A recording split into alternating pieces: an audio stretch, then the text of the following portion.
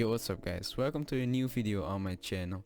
Today's video I'm gonna go over 10 squad tips, and I hope that after you watch this video you don't kill your teammates as much as before. But yeah, let's hop straight into the first one.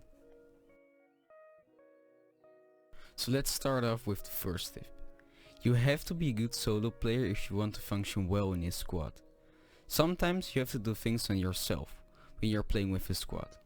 For example, if you get into a fight, most of the time you have to kill them on your own.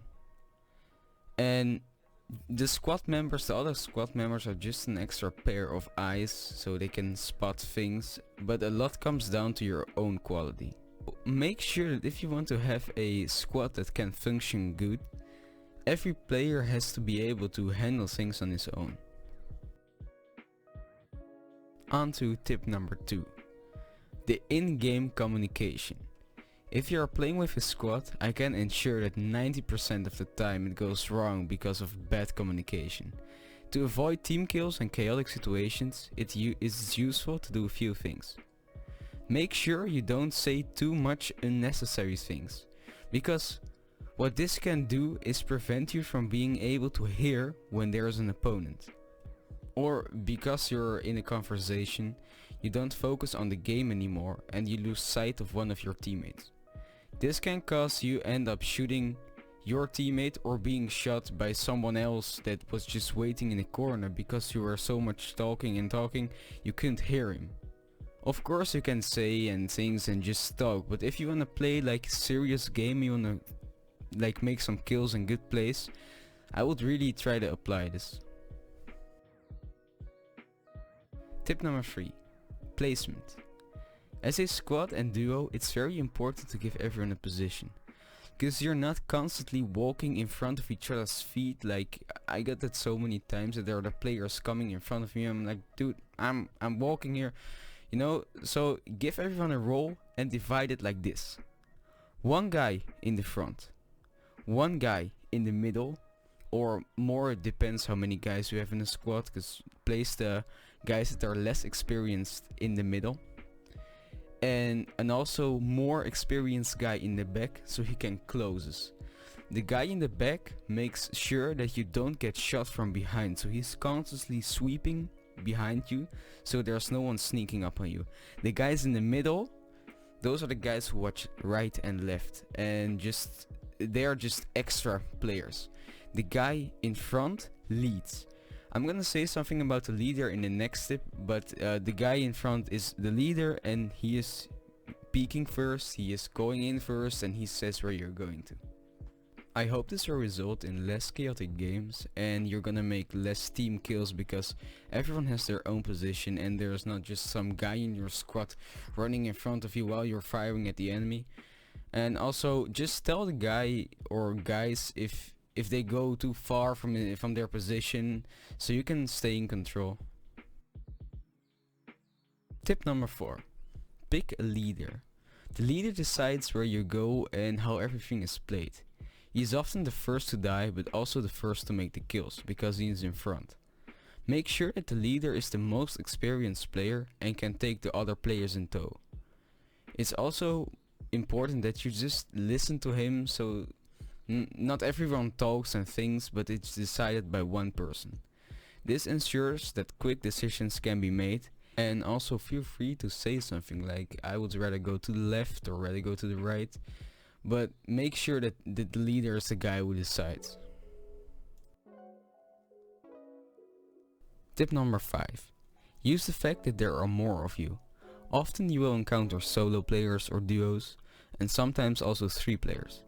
But it doesn't happen that often that you will encounter 5 or 4 players. So make sure you really make good use of the fact that you're having many more players. What I mean by that is that you do things like a squad. So when you clear, you go with each other. And not a few players there and a few players there, and one guy is sniping in a tower and the other guys are inside. Like, don't be too divided. How many players tackle squads is by slowly thinning them out. I do this myself when I encounter 2 players, 3 players, and so on. So what you try to do is drive them apart and take the advantage away. you try to provoke them to make a solo action. So for example, try to let the guy in the corner peek, you kill him. Try to let one guy run up on you, kill him. Eventually you play against 1 or 2 players and that's just what's left of the squad. What I mean to say with this is that you really should play as a squad and don't try to get thinned out. The best way to tackle a solo player or duo is by putting pressure on them as a squad. Say attacking from different sides, make them feel surrounded. And this is very annoying when you feel that you're surrounded.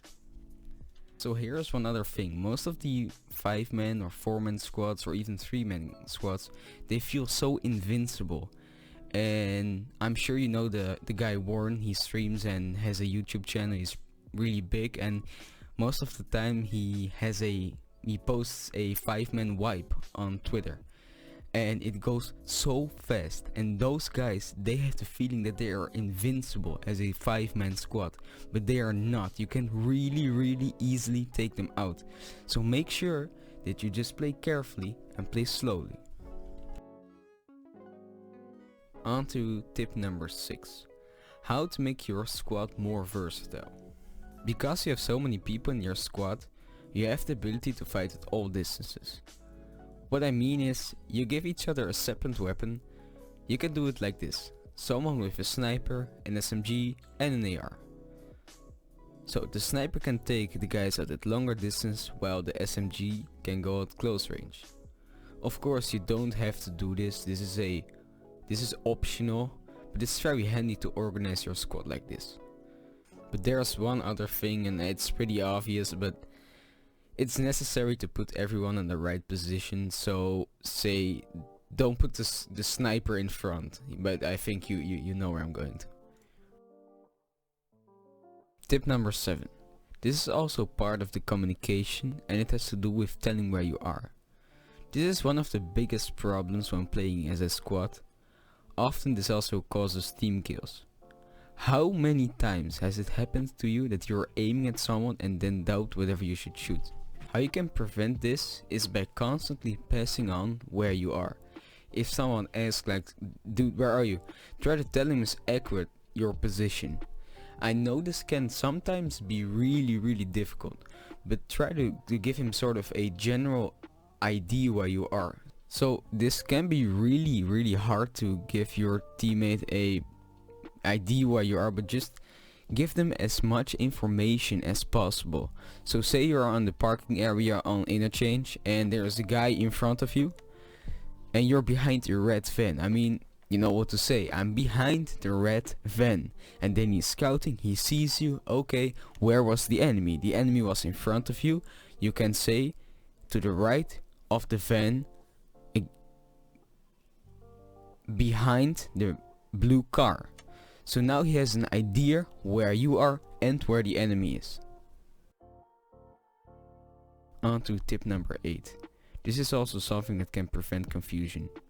Before the raid starts, tell each other what you look like. And then when you spawn into the raid, look again. What you do is you look at the backpack, helmet and the chest rig.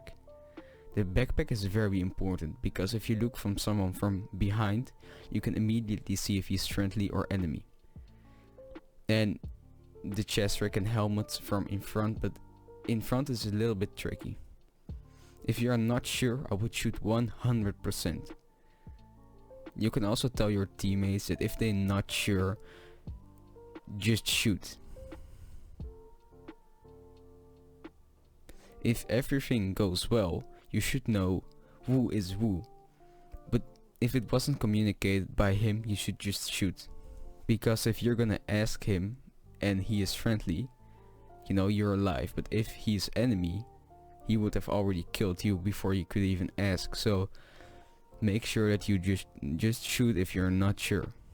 And if there is not direct danger, so say he is turned with his back to you, you can just ask quick, and if he responds quick, you hold your fire. If he doesn't respond or doesn't say something or gives a weird call out, then just shoot. It's his fault that he didn't communicate that well. Tip number 9. Callouts. Which is often very annoying when someone gives a bad callout. You can get things like, yeah, they're in front of us, or they're somewhere behind that tree. I tried to use a clock, like 12 o'clock is in front, 6 is in the back, 3 o'clock is to the right, but yeah, that didn't work out very well, but it's worth a try. Anyways, aside from that, it's important that you give good callouts. It's exactly the same as telling where you are. Make sure your squad members get a good idea of where the enemy is. For example, if there's only one tree, you can say they're near the tree. This doesn't happen very often, by the way, but it's an example. So make sure your teammate gets a good idea of where the enemy is by giving as much information as possible. Tip number 10. This has a lot in common with tip number 9. What you can do is you can put on the same gear, so choose a helmet, a vest, an armor and so on. This is pretty easy to do, and it makes it even easier, like way easier to see each other because you have the same things. You also have an option to put on a strap, but often they have little effect because they're actually covered by your weapon, so most of the time you can't even see them.